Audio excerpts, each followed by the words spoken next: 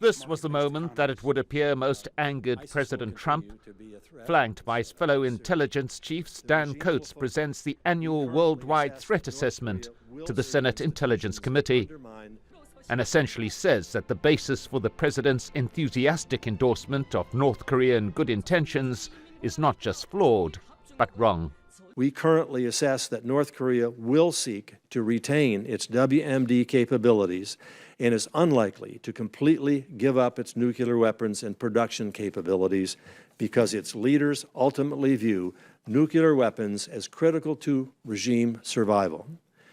In response, the president angrily tweeted that intelligence should go back to school. Confidence in Gina Haspel and Dan Coats to give you good advice? No, I disagree with certain things that they said. I think I'm right, but time will prove that. Time will prove me right, probably. Then an Oval Office meeting with the intelligence chiefs, followed by this version of events. And they said that they were totally misquoted and they were totally, it was taken out of context. So what I do is I'd suggest that you call them. They said it was fake news, so which frankly didn't surprise me. This was not the first time there'd been disagreement.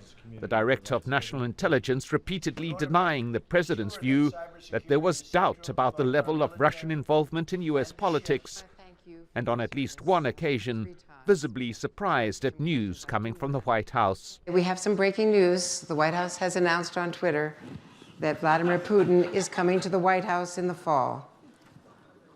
Say that again? Dan Coats was the last national security figure left from the very first Trump cabinet, and even though he had no intelligence background, he'd earned bipartisan respect in Congress, with many messages of support in recent weeks.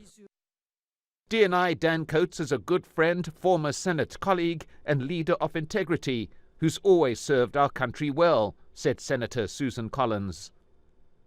I served on the Joint Economic Committee with Dan Coats, says Representative Don Beyer. He was widely respected and trusted by everyone on both sides as a man of integrity. But Trump doesn't want integrity. He wants people who tell him what he wants to hear and intel leaders who will agree that 2 + 2 = 5. On a beautiful spring day. It's unlikely that Dan Coats will read to children with his wife at another White House Easter egg roll. Nuh-uh, it was a boy. It was a girl. And enjoy disagreement with no consequence. Do you like the story? Mike Hanna, Al Jazeera, Washington.